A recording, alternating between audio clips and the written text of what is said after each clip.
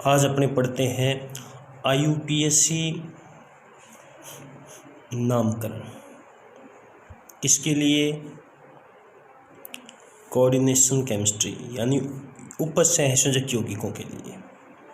उप सहसंयोजक यौगिकों के लिए।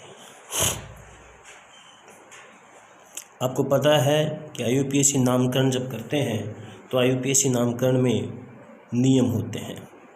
तो नियम पहला किस प्रकार से हम नाम लिखेंगे? नियम पहला क्या है? पहले नियम में यह है कि सबसे पहले धनायन का नाम लिखा जाता है और इसके बाद ऋणायन का नाम। पहले और बाद में ऋणायन का नाम आता है। जब हम संकुल यौगिकों की बात करते हैं, जब संकुल यौगिकों की बात की जाती है तो आप देखेंगे जैसे K4FeCN6 है। अब इसमें पूरा यौगिक है ये, इसमें दो चीज़ें हैं। इसमें इस साइड में सब पहले लगा होता है धनायन। आप जानते ही हैं कि शुरू में कौन होता है? धनायन, और इसमें ये ऋणायन है। ये पूरी एंटिटी जो है वो ऋणायन है। ऋणायन संकुल है और धनायन साधारण है। साधारण धनायन यानी ये संकुल नहीं है, साधारण धनायन है। पोटेशियम +1 में होता है, हमें पता है, +1 में। तो साधारण धनायन और ये हमारा ऋणायन संकुल है। इसी प्रकार यदि ये लिखा हुआ है कॉपर टेट्राएमीन सल्फेट, अब ये लिखा हुआ है तो इसमें हम देखते हैं कि शुरू में ये जो है धनायन है, हमेशा स्टार्टिंग में धनायन होगा और ये हमारा ऋणायन है। यानी ऋणायन साधारण है लेकिन धनायन जो है वो संकुल है। धनायन जो है वो संकुल है। इसका मतलब सबसे पहले पूरे धनायन का नाम लिखा जाएगा, उसके बाद इस ऋणायन का नाम लिखा जाएगा। अब यहाँ पे इधर देखें तो पहले धनायन पोटेशियम का नाम लिखा जाएगा और उसके बाद संकुल ऋणायन का नाम लिखा जाएगा।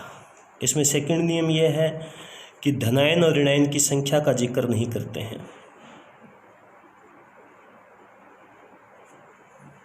ऋणायन की संख्या का जिक्र नहीं करते। जब भी नाम लिखते हैं तो उसमें इनकी संख्या को नहीं बताते हैं।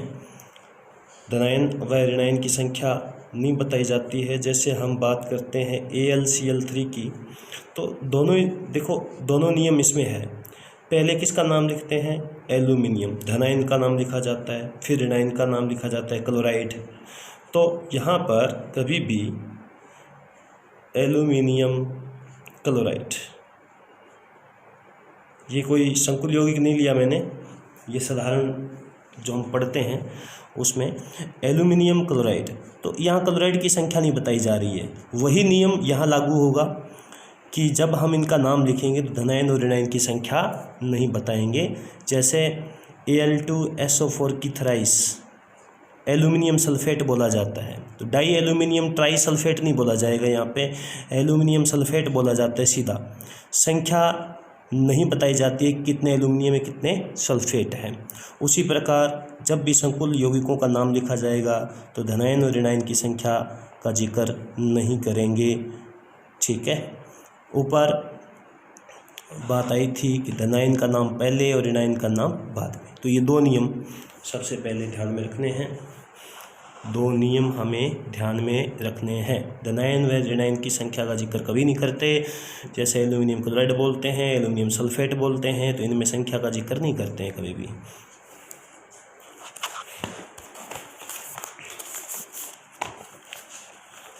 जो तीसरा नियम है उसमें आप देखिए संकुल का जब नाम लिखते हैं, किसका? संकुल का नाम। जब संकुल का नाम लिखेंगे तो उसमें एक सूत्र को फॉलो करेंगे। लिगेंड्स का नाम पहले विद संख्या, डाई, ट्राई, टेट्रा, पेंटा, हेक्सा, इस तरह से संख्या बताएं। संख्या, लिगेंड्स का नाम और धातु आयन का नाम,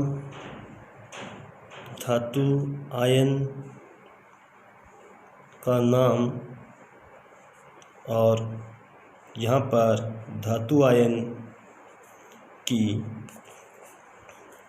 ऑक्सीडेशन स्टेट रोमन संख्या में, रोमन संख्या में।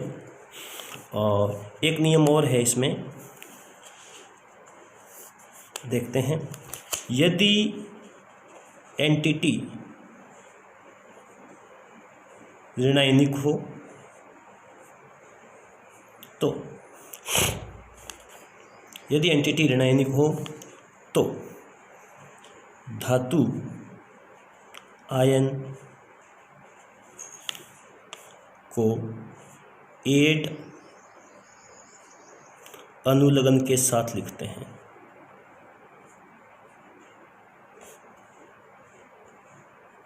हमेशा, जैसे निकल है तो निकलेट हो जाएगा, कॉपर है तो कॉपरेट हो जाएगा। जैसे निकल है तो इसको क्या लिखा जाएगा? निकलेट। प्लेटिनम है तो इसको क्या लिखा जाएगा? प्लेटिनेट। इस तरह से हम आगे देखेंगे। अब हम उदाहरण लेते हैं। जैसे हमारे पास था K4Fe6, इसका नामकरण करना है तो सबसे पहले हमें देखना पड़ेगा कि इसमें साधारण धनायन है, संकुल ऋणायन है। संकुल ऋणायन है, साधारण धनायन है। तो सबसे पहले धनायन का नाम हम लिख देते हैं। धनायन क्या है? पोटेशियम। इसकी संख्या का जिक्र नहीं करते हैं। अब जब इस संकुल का नाम लिखना शुरू करेंगे तो सबसे पहले हम लिगेंड्स का नाम लिखेंगे। हेक्सा 6 है, हेक्सा साइनो, हेक्सा साइनो। और एंटिटी ऋणायनिक है। यहाँ पे पहले देखिए, पोटेशियम पे टोटल +4 चार्ज हो गया, +4 आवेश हो गया, तो यहाँ पर -4 होगा। -4 कहाँ से आया? Cn -1 में होता है, 6 है तो -6, तो यहाँ कितना आएगा? +2, तभी तो यह -4 रहेगा। ये हम यहाँ से इसी तरीके से निकाल सकते हैं। धातु पर आवेश, लिगेंड्स का पता होना चाहिए, इसका पता होना चाहिए, तो अपने आप ही निकल जाता है। लिगेंड्स के बारे में अच्छी जानकारी होनी चाहिए। 4 पोटेशियम है तो +4, यहाँ पर -4 होगा निश्चित रूप से। ऋणायन पर, धनायन प्रवेश इतना है तो ऋणायन पर इसके बराबर होगा। यहाँ पर 6 माइनस का है तो यहाँ पर +2 आ जाएगा, तभी इनका बीजगणितीय योग यहाँ निकल के आता है -4। तो अब देखिए हेक्सासाइनो, हेक्सासाइनो संकुल का जब नाम लिखते हैं तो पहले संख्या, लिगेंड्स का नाम, फिर धातु आयन का नाम आता है, उसके बाद में धातु आयन की ऑक्सीडेशन स्टेट रोमन संख्या में। तो देखिए साइनो एंटिटी ऋणायनिक है, एंटिटी ऋणायनिक है, इसलिए इसको फेरेट लिखा जाएगा। फेरस से फेरेट। केवल इसी कंडीशन में जब एंटिटी पर ऋण आवेश हो तो हेक्सासाइनोफेरेट, इसको लिखा जाएगा सेकंड।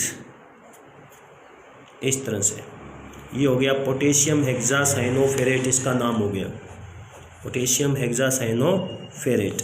इसके बाद आप देखेंगे कि कॉपर टेट्राएमीन सल्फेट, इसका यूपीएससी नाम लिखना है। तो इसमें देखो शुरू में यहाँ पे धनायन नहीं लगा हुआ है, साधारण धनायन नहीं है, इसमें साधारण ऋणायन है लेकिन संकुल धनायन है। संकुल धनायन और साधारण क्या है, ऋणायन। संकुल नहीं है तो साधारण है। तो यहाँ पे सबसे पहले नाम इसका लिखा जाएगा। इससे पहले हम आवेश देख लेते हैं। हमें पता होना चाहिए कि सल्फेट पे -2 होता है।